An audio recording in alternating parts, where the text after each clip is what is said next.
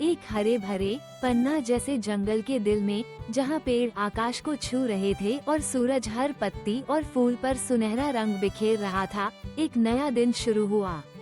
कोमल धूप छतरी के बीच से छनकर जंगल की जमीन पर गर्माहट के पैटर्न बिखेर रही थी। हवा पक्षियों के खुशमिजाज गीतों से जीवंत थी, हर सुर एक ऐसी धुन बुन रहा था जो सुबह का स्वागत करती थी। पेड़ हिल रहे थे, पत्ते एक नर्म खेलते हुए हवा में सरसराते थे और हर आकार और आकार के जानवर फैल रहे थे, जम्हाई ले रहे थे और दिन का अभिवादन कर रहे थे। इन जानवरों में एक छोटा बंदर था जिसका नाम बेनी था, जिसकी फर दालचीनी के रंग की थी और जिसकी आंखें अनंत जिज्ञासा से चमकती थीं। बेनी अपनी खेल कूद वाली आत्मा और संक्रामक हंसी के लिए पूरे जंगल में जाना जाता था। हर सुबह वो शाखा से शाखा पर कूदता, अपनी पूंछ से झूलता, हवा में फुदकता और खुशी से चहकता। जंगल का कोई भी कोना या दरार अनछुआ नहीं रहता था, क्योंकि बेनी का साहसी दिल हमेशा कुछ नया और रोमांचक खोजने के लिए तत्पर रहता था।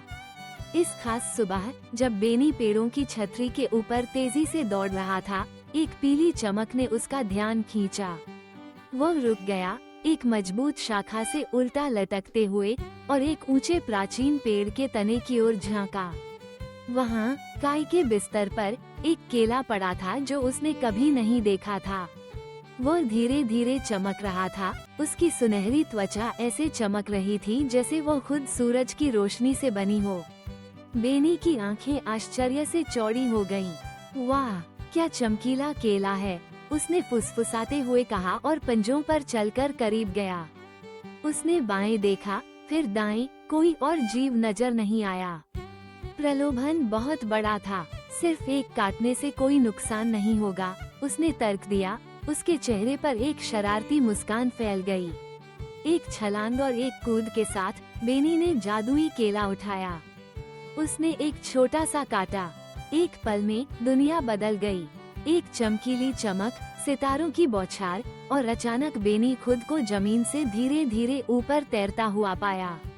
वो जोर से हंसा, हवा में पलटते और घूमते हुए।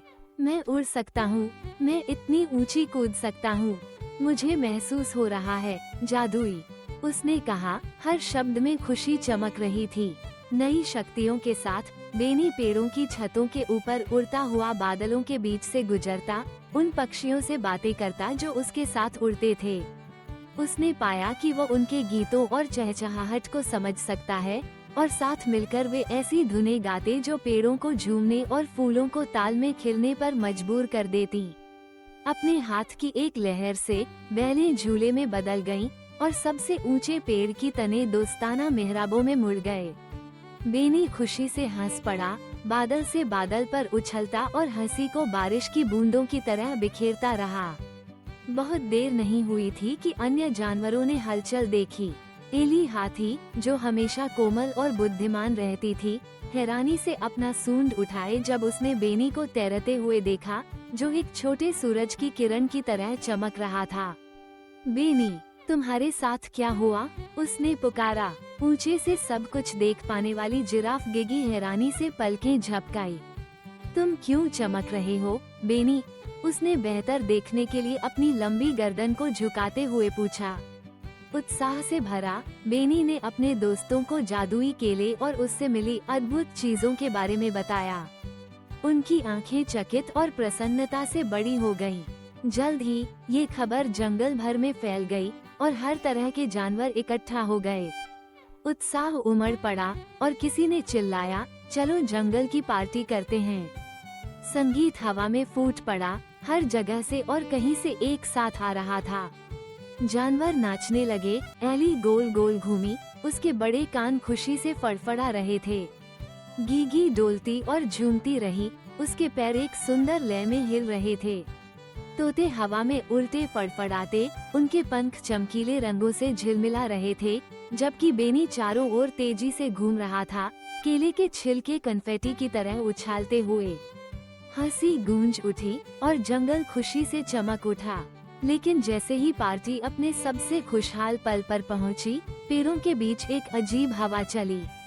आसमान अंधेरा हो गया और संगीत बंद हो गया। जानवर ठिठक गए, उनकी आंखें डर और उलझन से बड़ी हो गईं। धुंध से एक बूढ़ा बुद्धिमान कछुआ प्रकट हुआ, जिसकी खोल प्राचीन पैटर्न से सजी हुई थी और एक चमकदार चोला पहना था जो जंगल के रंगों से चमक रहा था। वो टोको था, जंगल का जादूगर, जिसे सभी सम्मान और श्रद्धा देते थे। गहरी कोमल आवाज में टोको ने पूछा, जादुई केला किसने लिया है? उसकी आंखें, जो बुद्धिमान और दयालु थीं, सभा को निहार रही थीं। बेनी का दिल तेजी से धड़कने लगा। धीरे धीरे वह आगे बढ़ा और अपना हाथ उठाया। मैंने खा लिया, उसने कांपती आवाज में स्वीकार किया। टोको की आंखें धीरे से चमकीं। उस केले में बड़ी शक्ति है, उसने गंभीर स्वर में कहा। अगर उसकी जादूगरी सावधानी के बिना इस्तेमाल की गई, तो ये हमारे घर में अराजकता ला सकती है। जब टोको बोलने लगा, तो जमीन कांपने लगी। पेड़ एक अदृश्य शक्ति के नीचे झुक गए, बादल तूफानी ग्रे रंग में बदल गए और आकाश में बिजली चमकने लगी। जानवर घबरा गए और छिपने के लिए भागने लगे। सुंदर जंगल मुड़ने और बदलने लगा, उसके रंग तूफान के बोझ तले फीके पड़ गए। बेनी की आंखों में आंसू छलक आए। उसने ऐसा कुछ भी होने का इरादा नहीं किया था। वो केवल मजे करना चाहता था, अपने दोस्तों के साथ खुशी बांटना चाहता था। अब वो उस जंगल को देख रहा था जिसे वह प्यार करता था, जो डर का स्थान बन गया था। हाथों में चमकता हुआ केला कसकर पकड़ते हुए बेनी टोको की ओर दौड़ा। उसकी आवाज आंसुओं से घुटी हुई थी। कृपया टोको, इसे वापस ले लो। बेनी ने विनती की। मेरा किसी को चोट पहुंचाने का इरादा नहीं था, मैं बस चाहता था कि हम सब फिर से खुश रहें। टोको ने छोटे बंदर की ओर नीचे देखा, उसकी आंखें कोमल थीं। उसके चेहरे की गंभीरता में एक गर्म मुस्कान फूट पड़ी। तुमने कुछ बहुत महत्वपूर्ण सीखा है, बेनी, उसने कहा। जादू अद्भुत है, लेकिन ये दयालुता और साझा करने के लिए होता है। जब हम इसे सावधानी और प्रेम के साथ उपयोग करते हैं, तो ये सच्ची खुशी लाता है। अपनी छड़ी के एक घुमाव के साथ टोको ने जंगल में चमकती हुई रोशनी की लहर भेजी। आसमान साफ हो गया, पेड़ ऊंचे और मजबूत खड़े हो गए और जंगल के रंग पहले से भी अधिक चमकीले होकर लौट आए। जानवर बाहर आए, उनका डर राहत और खुशी में बदल गया। पक्षी फिर से गाने लगे और सूरज की रोशनी पत्तियों के बीच से बहकर फिर से दुनिया को सुनहरा रंग देने लगी। बेनी ने अपने दोस्तों को इकट्ठा किया और खुली जगह के बीचों बीच खड़ा हो गया। अब से उसने घोषणा की, जादुई केला सबका है। चलो एक खेल का मैदान बनाते हैं ताकि हम सब मिलकर मजा साझा कर सकें। और इस प्रकार जानवर एक साथ मिलकर काम करने लगे। बेलों को झूले में बुनते, पेड़ के तनों को स्लाइड में आकार देते और अपने घर के दिल में एक भव्य केला का पेड़ घर बनाते। हर दिन हंसी खुशी से वातावरण भर जाता, क्योंकि वे खेलते, झूलते और फिसलते। हर जानवर इस जादू में हिस्सा लेता। साथ मिलकर उन्होंने एक नई सच्चाई खोजी, साझा करना सबसे बड़ा जादू है। एक दूसरे की परवाह करना सबसे ताकतवर शक्ति है। और सबसे अद्भुत मजा वह होता है जिसे आप दोस्तों के साथ बांटते हैं। और इस प्रकार बड़े हरे जंगल में गर्म सुनहरी धूप के नीचे बेनी और उसके दोस्त खुशी खुशी रहते थे। उनके दिल हमेशा जादुई केले के सबक से छुए हुए थे।